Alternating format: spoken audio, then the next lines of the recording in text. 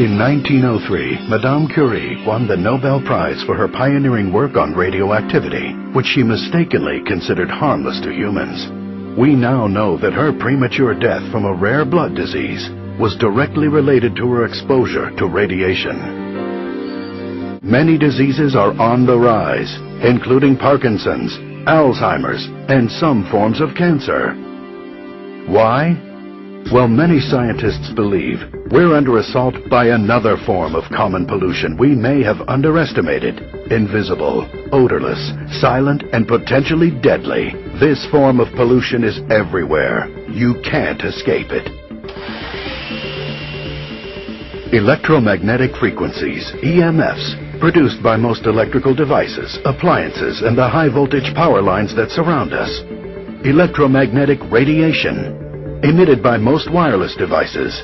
And microwaves, the same energy frequencies we use to cook food in microwave ovens. But your microwave oven isn't the only source of pulsing microwave radiation that assaults you every second of every day. Television, telephone, and computer signals are transmitted by microwaves. Even some automatic garage door openers use microwaves to operate. Some environmentalists call this proliferation of EMFs electropollution, and one United States government agency warns that the levels Americans are exposed to every day without even being aware of it may be dangerous. The fact is, you, your loved ones, your children, are exposed to 100 million times more EMFs, electromagnetic radiation, and microwaves than your grandparents. And now, one source of electropollution has become an increasingly integral part of our lives. Up close and personal. The cell phone. In 1993, the first lawsuit was filed against the cell phone industry by a man who claimed his wife's brain tumor was caused by cell phone use. A brain tumor shaped exactly like her cell phone antenna. The resulting publicity prompted the cell phone industry to fund a $25 million study to prove that cell phones were safe. They hired Dr. George Carlo, a highly respected public health scientist, to conduct the research. Dr. Carlo's study was thorough and conclusive, proving just the opposite of what the cell phone companies wanted. In fact, Carlo found a strong connection between cell phone use and brain tumors, neurological disease, and genetic damage. The scientific evidence is mounting daily. Brain cancer is up 25% since cell phones became popular. Every year, there are 183,000 more cases in the U.S. alone. And this may just be the beginning. Like smoking and lead poisoning, the damage from electropollution is cumulative and may take years, even decades, to reveal itself. But every exposure may adversely affect your health. Several renowned neurosurgeons believe radiation from cell phones and other mobile devices are directly related to the 21% increase in brain tumors in children. Children and teenagers are at greatest risk from electropollution damage because their skulls are thinner, they have more brain fluid, and their bodies are not fully developed. How much time does your child spend on the cell phone every day? And how will the constant barrage of electromagnetic radiation from cell phone use affect your child's health in 5 years, 10 years, 20 or more years? And if you think using a hands-free set reduces your risk of exposure to deadly radiation, think again. According to research commissioned by Britain's Consumer Association, conventional hands-free sets may actually increase electric field strengths inside a user's head by 3.5 times. It appears that the headset wire acts as a concentrating aerial that attracts and channels radiation toward the head, not just from your cell phone, but from all sources of EMFs, electromagnetic radiation, and microwaves in the vicinity. In a recent study, neurosurgeons at Lund University in Sweden proved conclusively a link between radiation emitted from cell phones and brain damage. The researchers attached cell phones to the cages of rats and exposed them to intermittent electromagnetic radiation for only 2 hours, emulating typical cell phone use. 50 days after that single 2-hour exposure, the rat's brain showed significant blood vessel leakage, as well as areas of shrunken, damaged neurons. Researchers concluded that if human brains are similarly affected, the damage could produce significant long-term mental deficiencies. And in 2004, respected scientists in Sweden proved for the first time a definitive human link between cell phone use and benign brain tumors located exactly where the patients held their cell phones. But cell phones aren't the only culprit. Scientists have become increasingly concerned about the potential risks involved in exposure to low-level microwave radiation from microwave ovens. Keep in mind, like all forms of radiation, you may not see or feel the microwaves that escape your microwave oven. But don't underestimate the power of this insidious form of electropollution. Just think, it only takes about a minute to boil a cup of water in a microwave oven. Disconcerting when you consider the human brain is 90% water. Certain body organs are particularly sensitive to this thermal effect or heat generated by invisible microwaves. Your stomach, intestines, and bladder are especially sensitive to thermal damage from high levels of microwaves, EMFs, and electromagnetic radiation. Likewise, the testes are very sensitive to changes in temperature.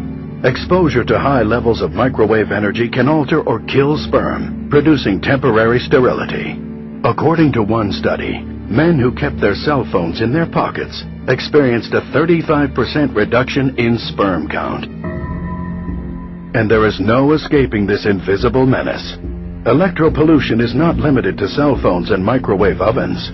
Home computers, laptops, cordless phones, televisions, refrigerators, hair dryers, coffee makers, even our cars add to the daily accumulation of electropollution that may be pushing us closer to a national health crisis. Do you or your children use a laptop computer or a video game console? Do you use these devices on your lap? Consider this. Scientists are exploring the connection between EMFs from the electronic devices we use on our laps and the astounding 50% increase in testicular cancer over the past 20 years. One important study in the U.S.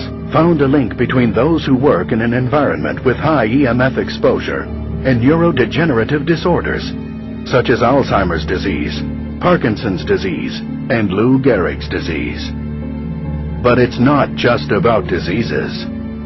Research shows that continual exposure to this onslaught of electropollution disrupts your natural energy levels, triggering an adrenal response which, in turn, increases stress responses. This constant stress contributes to your energy depletion and fatigue, lack of concentration, poor work performance, and difficulty getting a good night's sleep. Dr. Sheldon Levy, a respected physician and surgeon, has studied the effects of EMF radiation. I have to tell you, it's hard to ignore the data. We must consider the long-term risks of cell phone use. If indeed the effects are cumulative, then young people who are using cell phones at such an early stage in their development run a particularly high risk. Research that I've reviewed, I'm convinced that the chronic exposure to electromagnetic frequencies plays some role in the dramatic increase in stress-related diseases and conditions that we've been seeing. The $200 billion a year cell phone industry maintains the scientific evidence doesn't support any such fears. But it turns out Richard Branson is not alone in his belief that cellular phones can no longer be presumed to be safe. I'm on this thing every day. In fact, even the man who 6 years ago was brought in by the industry to quell such fears, Dr. George Carlo, is now prepared to publicly say that has been the case all along. You cannot guarantee that cell phones are safe. That's absolutely true, but that has always been true. When cell phones first came out, it was widely assumed there couldn't be a risk because the power or radiation they produce was so low.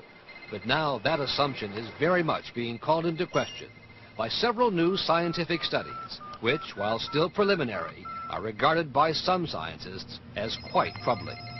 The cell phone transmits a microwave signal from the antenna to a base station or tower, often miles away. The farther away from the tower, or if the phone is inside a building or a car, the more power this phone is told by the tower to send out to make or keep the connection. Depending on how close the cell phone antenna is, As much as 60% of the microwave radiation is absorbed by and actually penetrates the area around the head, some reaching an inch to an inch and a half into the brain. And if I hold it to my head like this, there is no way that I can avoid getting a sizable amount of that energy in my head and my hand.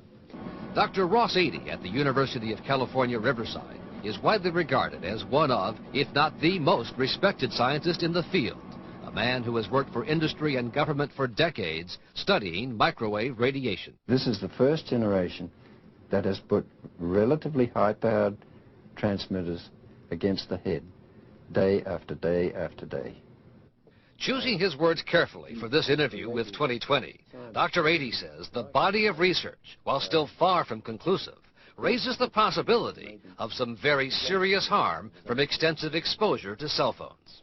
The picture that's emerging is that over the lifetime of the individual, you may see changes that could be considered health effects or potential health risks. Including leukemia and brain tumors. Those are scary words. Brain tumors, leukemia. I understand, and I think responsibly one has to bring those into the forefront.